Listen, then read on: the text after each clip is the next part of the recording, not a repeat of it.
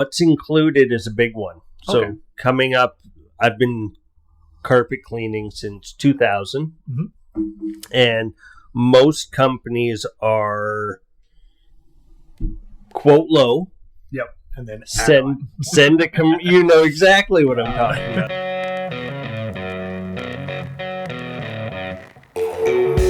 Hello, everyone, and welcome to Bamboo, Vancouver's property management and investment podcast. This week, I have Scott from Refresh Carpet Cleaning to give us some tips and insider information on how to keep your carpets clean and working and what to do when they're not. I guess it'd be the most accurate. So welcome to the show, Scott. Thanks for having me. Wicked. And also you're a New West alumni like myself. Yeah, we go way back. Eh? Which is awesome. So just a bit about Refresh. I mean, it started like a local one-man gig, and now you guys are going, right? Like, what's the story behind it? Tell us here. So in 2006, I bought my first carpet cleaning truck. And started out as an owner-operator. In 2014, I changed models to a multi-truck operation and put myself in the office, and we're up to 5 trucks. Nice. And we have 6 full-time employees. That's a good thing. And we're cleaning up one house at a time. Nice. Nice little plug styles there. And I guess right now, you have 4 trucks right now since one lit on fire. Right? That's right. We had a bit of an issue in Langley a couple weeks ago, and one of our trucks caught fire, and complete write-off. Jeez, how did that happen? Like, does it we hit it or something, or what? No, we think it was the carpet cleaning unit inside is a self-contained engine, and we think it was an electrical issue. And there's bad luck that happened. It took minutes, and the whole thing was engulfed. Man, it's been a hell of a trip for the guy working on it. Just walk out, and your truck's on fire. Yeah, right? Yeah, the first time in 25 years I've seen anything like that. Yeah, it's almost like the Canucks were in the playoffs or something. Not that that's ever going to happen again. Jeez. So, for cleaning the carpets, like a common thing that happens in a lot of rentals in particular, I guess, and in ownership, is people knock over glass of wine or something like this. What are some of the best tips for right away the emergency first responder cleanup of this carpet before it is wrecked for life? So life happens, and it's going to land on the floor. I think people overthink what to do. We're as consumers, we're told to grab the bottle under the sink and start applying chemicals like your Walter White, right? The best thing that you can do is just to if it's a liquid spill, just soak it up. Couple of clean towels with a weight on top. Okay. And what'll happen is the carpet naturally wicks up.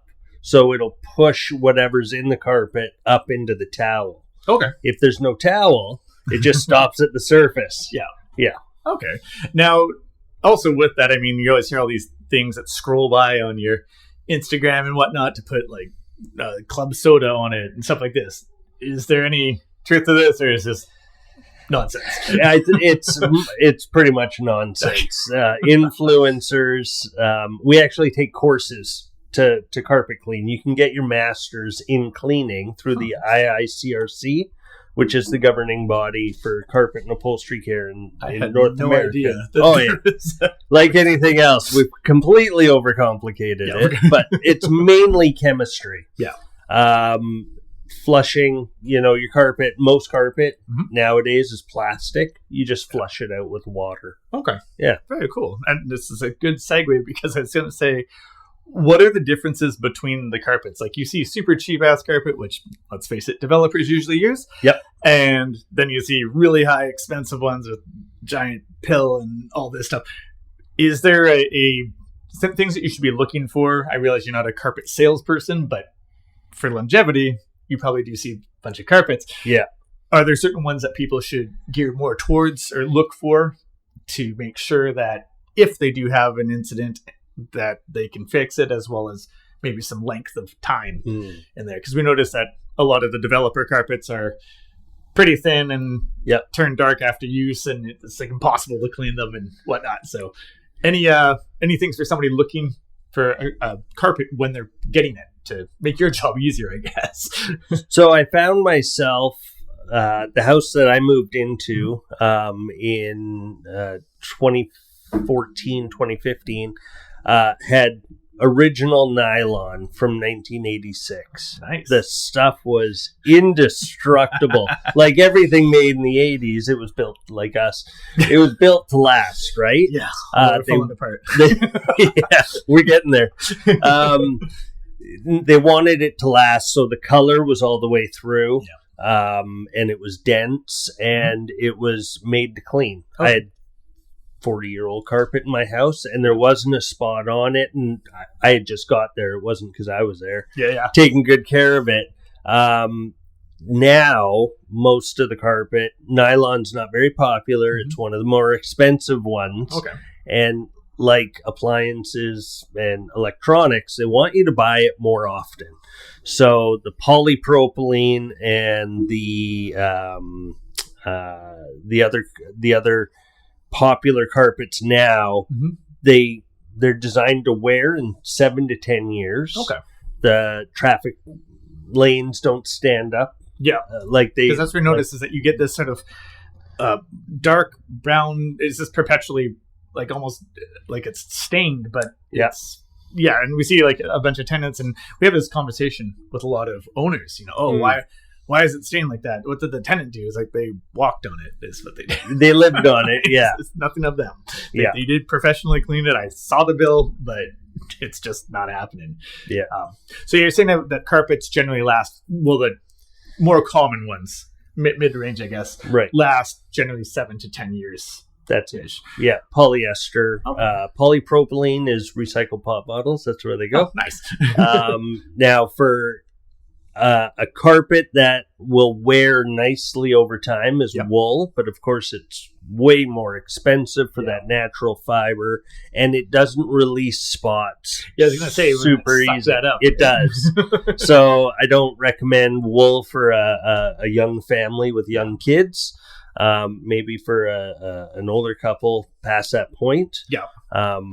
But again, you've got to live on it. So go with your standard 7 to 10 year polypropylene and just live. Excellent. Yeah, that's a good piece of advice. As well, for all of the landlords that are listening, generally speaking, the RTB, the residential tenancy branch, feels that flooring should last about 10 years. So it sort of works in. So once it starts getting those marks that just won't come up, it's probably recycling time for the carpets. So that works out. Now, with the carpets that you mentioned about cleaning and that, how often should a carpet be cleaned? Like, is this a yearly thing, biannually? What's other than when it obviously needs it? Right. Yeah, you don't want to wait till it looks like it needs it. Yeah. All new carpet purchased from a supplier will have a warranty conditions. Okay. And most of them say every 14 to 18 months they need to be professionally cleaned. Okay. After, if you're not too concerned with the warranty issues, if you're past the warranty stage, it really depends on your household. Myself, I've got a large dog, a couple of small kids. I'm a spilly guy. So I'll clean my carpets, for my household, twice a year is normal. Okay. A couple of seniors, like my mom and her partner, once every year and a half, even. They could probably stretch it out to 2 years. They're not having parties and wearing their shoes in the house. Yeah. So a little less is fine. Okay. Yeah. So give or take, barring massive traffic, once a year would be average. Acceptable. Yep. Okay, that's cool, man. And then that's a good way to go through that. Now, when you're hiring a professional such as yourself, what are some good questions to ask to make sure they know what they're doing? I mean, you did mention that there's training and all that. Yeah. That I'm assuming that would probably be a good question to ask. But are there other ones that you should ask to make sure that you're not ending up with somebody who's going to essentially spray a garden hose in your house and hope for the best? Ask if they're insured. Yeah. You have somebody applying a high volume of moisture inside your house onto your floor. You make sure they're insured. Are they covered by WCB? Guy falls in your house. You want to make sure that he has other options than to sue you. To make his living. What's included is a big one. So coming up, I've been carpet cleaning since 2000. And most companies are quote low. And then send you know exactly what I'm talking about. Send a commission carpet cleaner. He's really a sales tech. Send him in. You've got special dirt. I've got special soap. Let me help you out today. I gotcha. Right? So you want to ask what's included. I've built my business on being all-inclusive. Anything needed. I don't care if your dog pees on the floor while I'm there. There's no extra charge. That's a good thing. Anything I can do to get the best results is 100% just part of the deal. Awesome. So ask what's included. That's the number one question. What's included, and obviously get a paper quote, because people have a tendency to forget things when money gets involved. Right. Very interesting. With that and the quotes and that, what is like an average price? Obviously you don't say how much I charge X, because obviously it's job to job. But I mean, for your average, nothing out of the ordinary, just a move out, cleaning carpet, no furniture type of thing. What would be an average, say for like a 1-bedroom apartment, would you say? So for a 1-bedroom unit, carpeted, you're probably looking at about $200. Would be, so my company, we would price by the room. We call it an area, whether it's a hall, a set of stairs, or a room. It's an area. And we charge $99 per area. Okay, that makes sense. And then we'll have, sales right now for spring. We've got 30% off. So you're paying $69 per area. So that's a pretty reasonable price, man. Well, it's got to be affordable. Otherwise, you're not going to do it. Yeah, absolutely. With that, now, not all carpet cleaning, of course, is move out, because you're supposed to do it once a year. How do you guys handle furniture? Do you move it? Do you just go around it? What's the score? So we move some furniture, sofas and coffee tables, nightstands, if you clear them off. Beds, we go under the sides, dressers and electronics, we'd work around. So you don't tip anything over and end up at WCB. And that should be included in the service. Excellent. So make sure with your quote that everything's included, right? That's it. I gotcha. I'm starting to learn now. When the job is done, is there any like post-care? I mean, I'm assuming you can't just walk right back on it because it's probably damp still, no good. How long should you wait? And is there any like post-care things that people should do to make sure that, seals the deal, or whatever it may be? As you can tell, I don't clean carpets. That's why you're here. So the carpets should only be slightly damp for 4 to 6 hours at the most. After, if it's much more than that, it's too long for the carpet to have that moisture in it. You want it to dry quickly. We'll put air movers in rooms after we're done cleaning them while we're cleaning the next room. This helps facilitate the dry time. What you can do as an occupant of the house is go out for lunch. Give the carpet a little bit of time to dry. If you need to walk on a little bit, which lots of people do, they continue to live their normal life on it after we leave. Clean rubber soles, bare feet, piece of cake. You're fine. Now, with that, I'm thinking, since carpet just got cleaned and a lot of places are using open concept living room to kitchen and all that, right after the cleaning, should they be cautious about what they're cooking? Like, because the carpet just got cleaned and it's a little bit moist, probably a little bit. Would that have any effect? You know, if you're going to cook a fish, will that get sucked into your carpet? No. Okay, no. So you can... As the carpet dries, it's pushing that moisture out. So it's got a natural...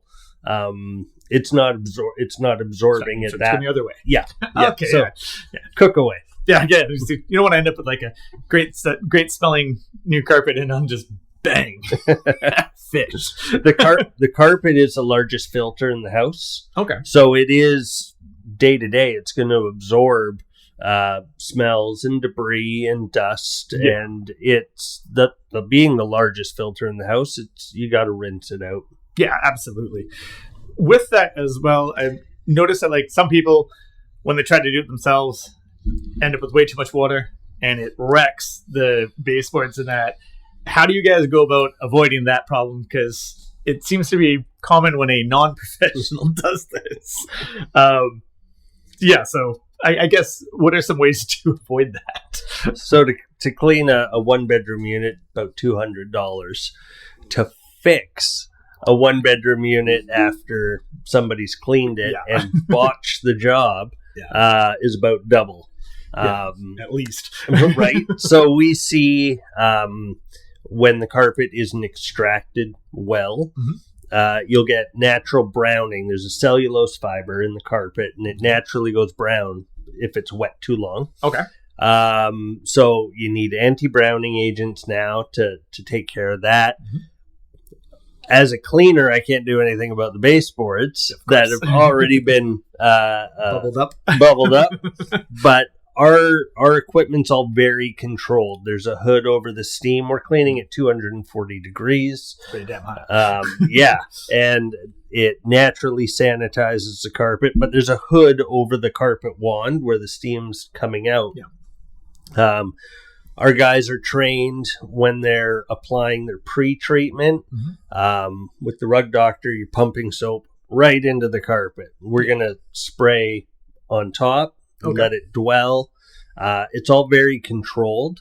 And extracting it very well, making it dry fast, that's going to help. Okay. I grew up with, it was an all-day event, the rug doctor, and my mom would do the carpets, and we had to stay out of the house, and God help you if you're the first person to drop something after that. Walk on eggshells for a week. And she was damn good at it, too. I should hire her. But, it's the... Like anything, do it yourself versus professional is going to look very different. Yeah. So I guess with the training that you give your guys and all that, what is some of the things that your company and professionals bring to the table that Joe Average may not? Because I know that you can go down to Save-On and rent a carpet cleaning machine or whatever and have at her. But like sort of... what do you bring to the table that somebody who's doing it? Because they assume that it's like vacuuming, but obviously there's significantly more to it than just... It's not rocket science, but it does take, what we bring to the table as professionals is real world experience. I've seen what this product does on this style of carpet, this material. I know how long to let things dwell because it's not a question of put it on, take it off. There's a process.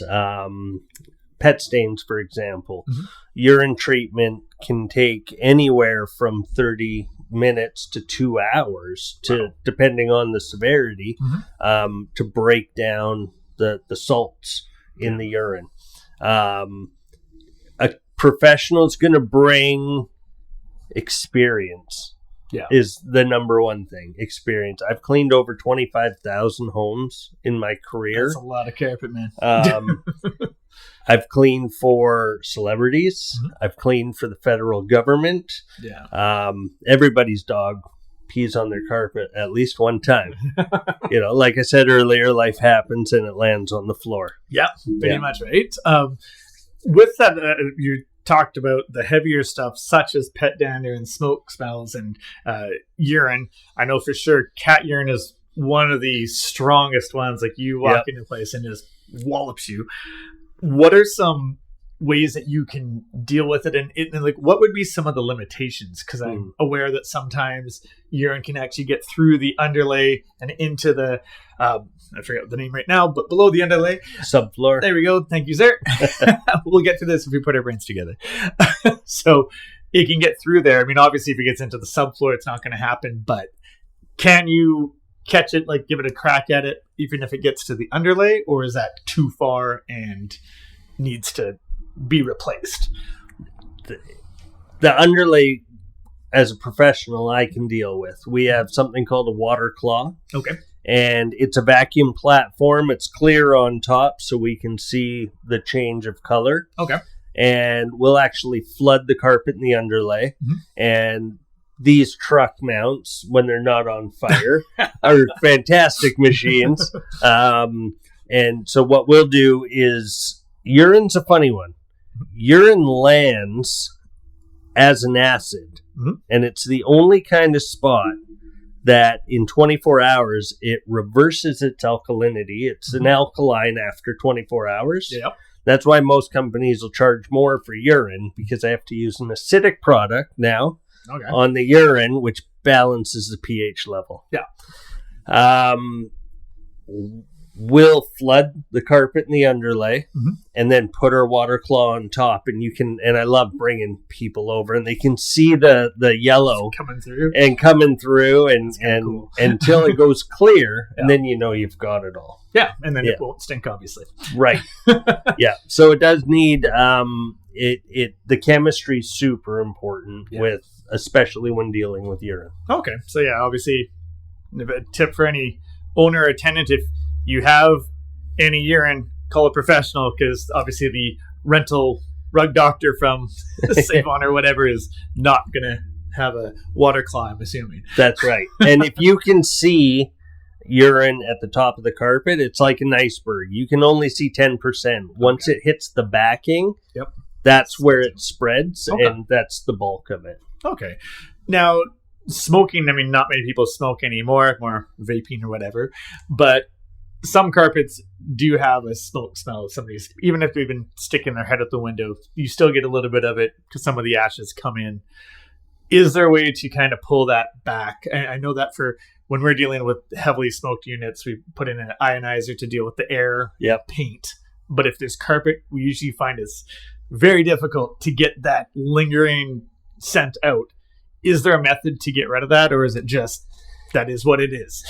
It really depends on the maintenance. So if you've got a shut-in, smoked in there for 30 years, we use solvents, restoration deodorizers to break down that smell. We've gone as far as to use ozone machines. And if it hasn't been maintained and they were shut in for 30 years, it's probably best to just replace it at that point. I got you. So sort of, would you guys give a gauge on that? So if you were called out to deal with it and like, hey, we need to get rid of this, and then of course you walk in and the walls are yellow and you can still see where the pictures were, I assume you'd probably make the call like, this is not going to come up again. Yeah, there are those cases. They don't happen very often anymore. Early in my career in the 2000s, people were smoking while I was cleaning the carpet. Like a chimney, man. And you would never see that these days, right? We've come a long way. But I'd say 90% of the time, we can correct the issue without having to replace it. Okay, well, that's a pretty good percentage to at least take a crack at it. I mean, for $200 over how much it's going to cost to replace an entire carpet, pot odds. So it seems like a reasonable bet. With your cleaning methods for like high traffic units, which we touched on, as well as ones with pets, you mentioned that you use a lot of chemicals. Are these chemicals pet friendly? Because, you know, the dogs are snoozing on the ground and the cats spend a lot of time just lying there and then licking themselves type of thing. Are your chemicals safe for pets and kids not a hardcore gonna kill them? Right. Well, that's a great question. It's something that comes up quite often. So we use the term solutions, Okay. not chemicals. We use the word soiling, not dirt. Industry jargon, All right? So there are products that will take the rubber off your tires, on your car, right? In a residential setting, we don't use anything like that. Everything that Refresh uses is safe for everybody in the house. The product line that we use is from Esteem. And we've been using the same product line for the last 8 years. Okay. It's been fantastic. Same stuff I use at home with my own kids and my pets. Yeah. Okay. So it's nice to know that when you leave, the pets will still be fine. Yeah. Yes. So we don't need. Now you've said that you've cleaned thousands of carpets and that. Are there any like jobs that have stuck out to you? Or you're just like, holy hell, kind of thing. Yep. Yeah. Oh, where to start? I'm going to write a book when I retire. Weird shit I saw in your house. I love it. You get people in their own home where they're comfortable. You see a different side. It used to be that when people were in public, they were best behavior, right? And those days are gone. Those days are gone. But I think the biggest one that stands out is I was part of a small team that cleaned the stage for the opening ceremonies of the Olympics in 2010. Okay. And it took 5 of us 11 hours to clean that stage. They were projecting video on the floor while we were cleaning, so the floor was moving. That's a little sketchy. We did it 3 separate times. And I had a stage pass for the Olympics, right? Nothing wrong with that, man. Yeah, it was. We saw In Excess. That was probably the highlight job of my career. We cleaned for the Aquilinis. Okay. We cleaned for the Langley hockey team. Okay. On I forget the name, on 200th there at the rec center. I cleaned Jimmy Pattison's house, and his dog pees on his carpet just like the rest of us. I always enjoyed the everyday client, the working class. I was the only person to volunteer to work in Chilliwack. Yep. Because I'd rather go to Chilliwack and meet that working class person than go to North Van. Yeah. And it's funny, you can go to West Vancouver, you've got 2 people, and they've got 10,000 square feet, and it's disgusting. Yeah, because they're never occupied, right? Right. Chills. And then you can go into East Vancouver, you've got a basement suite, and there's like 6 people in there, and the place is immaculate. You never know what's behind that door. Yeah. And it's been an absolute highlight of my career. That's pretty cool, man. Yeah. So with the various carpets that you've seen, we obviously are dealing with a lot of rental properties and that.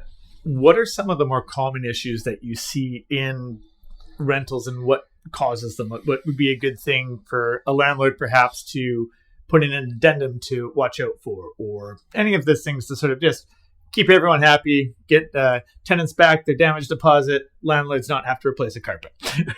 Now, a landlord can include in their contract that the carpet needs to be professionally cleaned on a regular schedule. Absolutely. And they can choose the company to do it. I have a few property management companies that I work with, and we're the ones that go in and I find that when that's the case, they take better care of the carpet. We all know that renters don't treat a unit the same way an owner would. Some, yeah.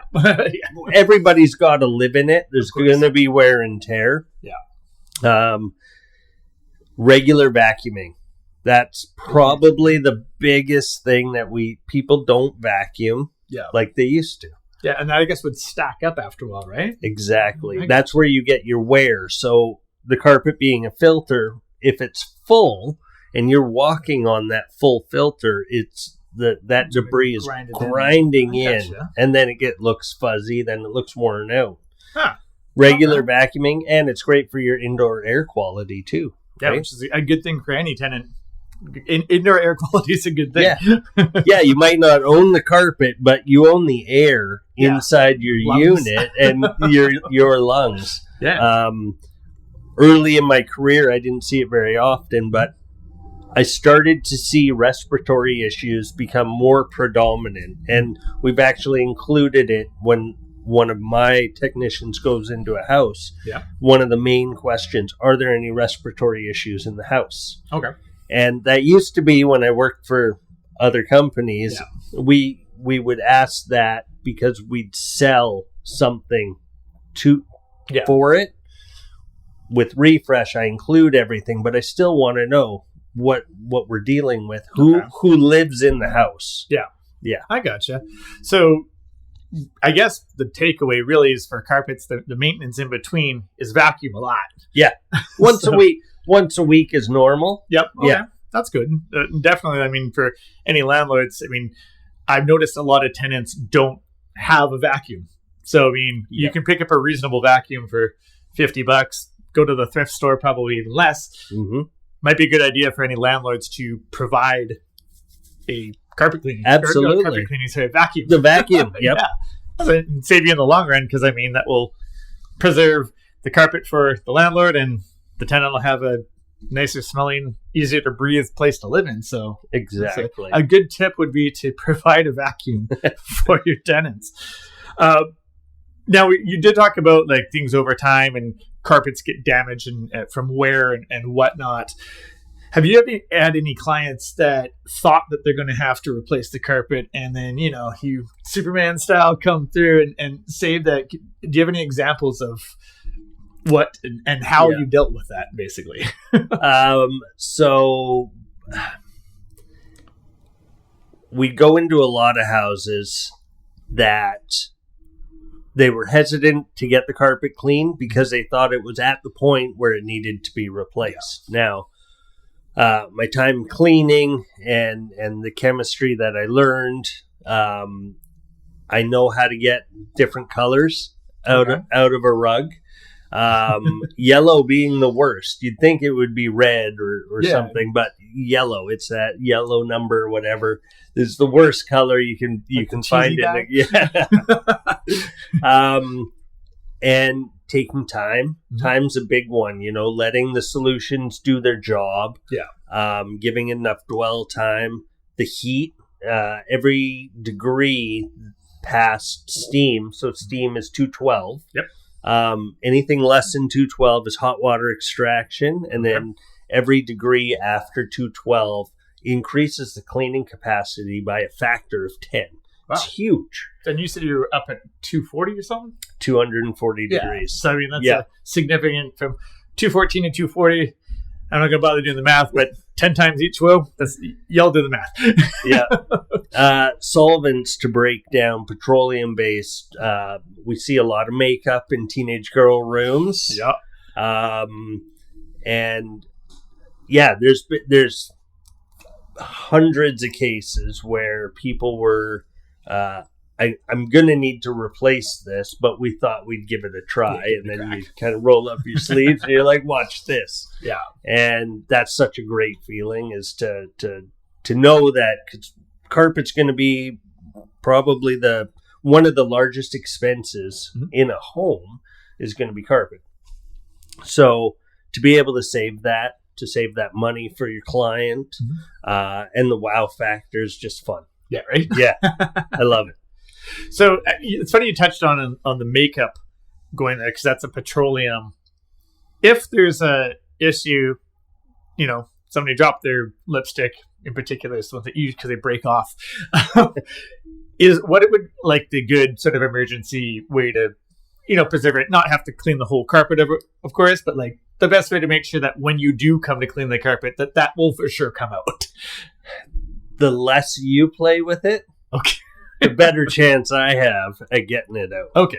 So, but obviously they're not going to cordon it off. Right. Well, people will throw a towel on it if they're going to have somebody come in. Mm-hmm. If it's a rental and they're trying to take care of their landlord's investment, they'll have somebody come out relatively quick. Mm-hmm. Something like makeup, being a petroleum product, you need a solvent, and then you have to neutralize the solvent.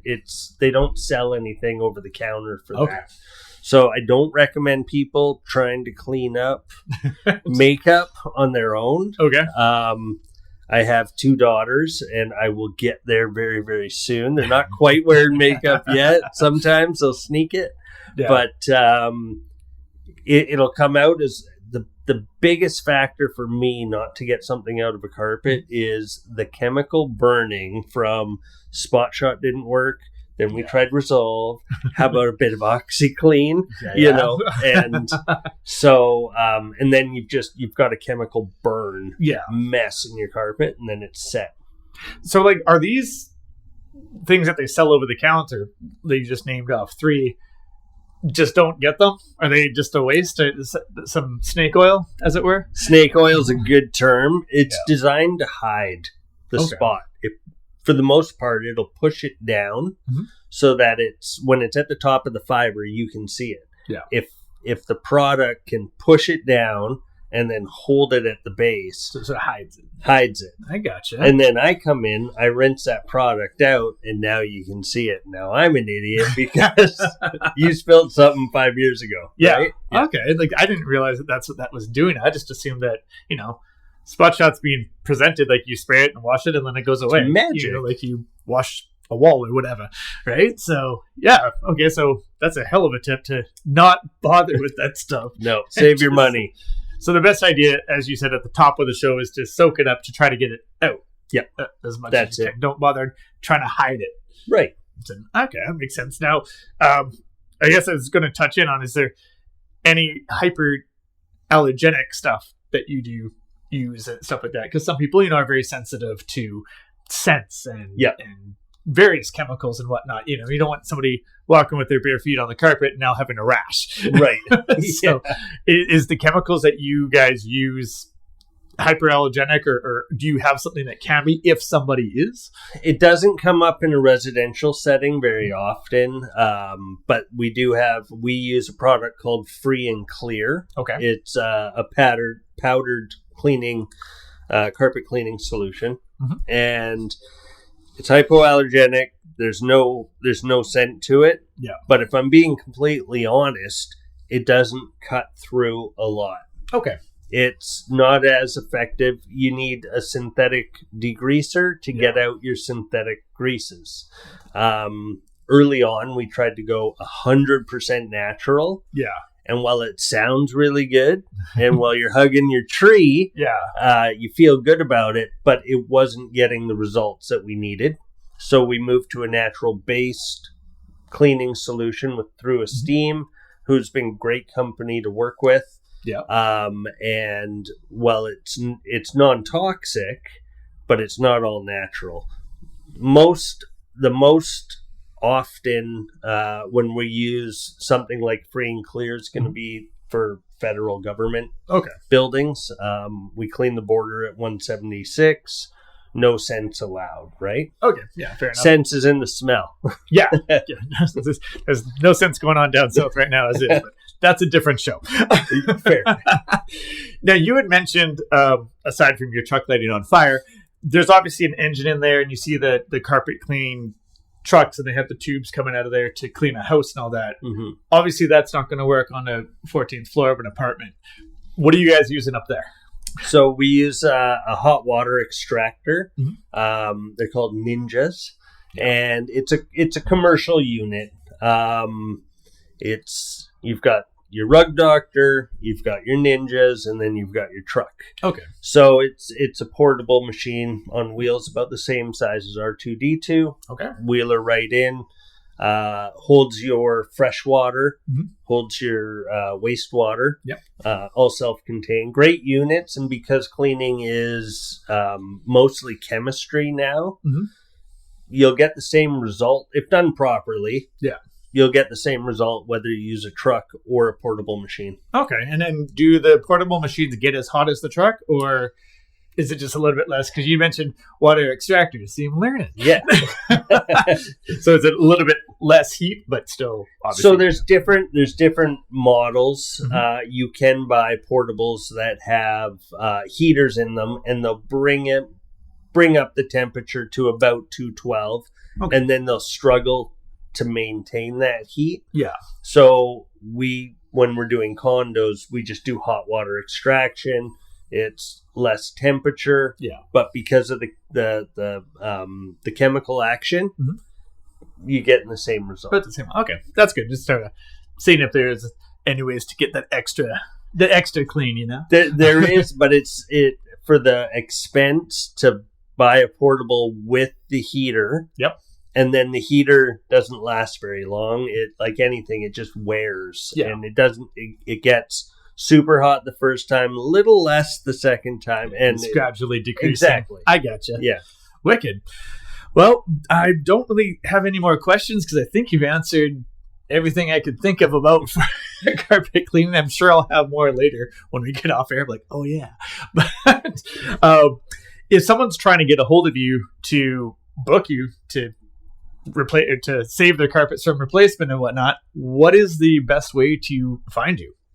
So we refresh carpet and upholstery cares online. Mhm. You can find us at refreshcarpetclean.com. Okay. Our phone number is 604-474-2455. Okay. Quotes are always free. Advice is always on the house. And everything's always included. Excellent. We'll have that obviously in the description below so that if Great. people can find it very easily and cut and paste it right into their earphones and cell phones. So yeah, thank you very much for coming on the show. I really appreciate it, man. Thanks for having me. Very good. I appreciate you. Thanks, man. And if you've been listening this long, thank you very much for tuning in and listening to Bamboo, Vancouver's property management and investment podcast.